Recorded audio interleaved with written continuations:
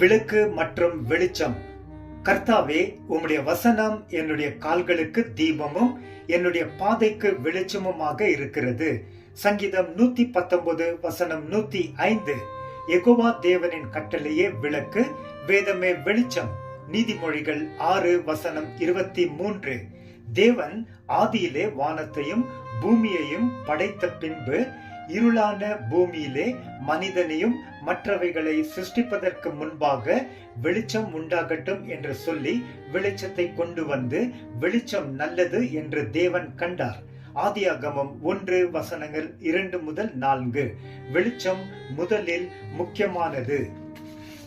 எங்கே மற்றும் ஏன் வெளிச்சம் தேவையாக இருக்கிறது? இருள் நிரம்பின இடத்தில் பாதுகாப்பாய் நடக்க வெளிச்சம் தேவையாக இருக்கிறது.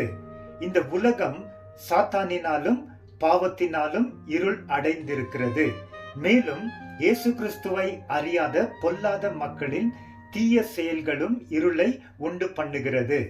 ஆபத்து உண்டு பண்ணும் இந்த இருள்களை கடந்து முன் செல்ல தேவ வசனம் நமக்கு வெளிச்சம் அளிக்கிறது.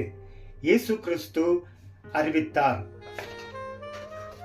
ஒருவன் பகலிலே நடந்தால் அவன் வெளிச்சத்தை காண்கின்றபடியால் இடரல் அடைய மாட்டான்.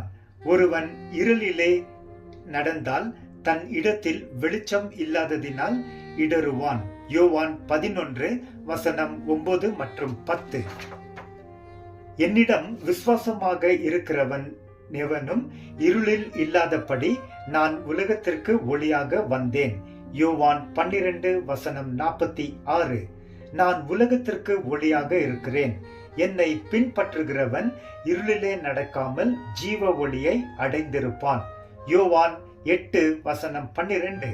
கடைசியில் தேவன் உண்டு பண்ண போகிற புதிய பரலோகத்தின் புதிய எருசலேம் ஆகிய பரிசுத்த நகரத்திற்கு வெளிச்சம் கொடுக்க சூரியனும் சந்திரனும் வேண்டியதில்லை. தேவனுடைய மகிமையே நகரத்தை பிரகாசிப்பிக்கும். ஆட்டுக்குட்டியான இயேசு கிறிஸ்துவே அதற்கு விளக்கு. வெளிப்படுத்தல் 21 வசனம் 1, 2 மற்றும் 23.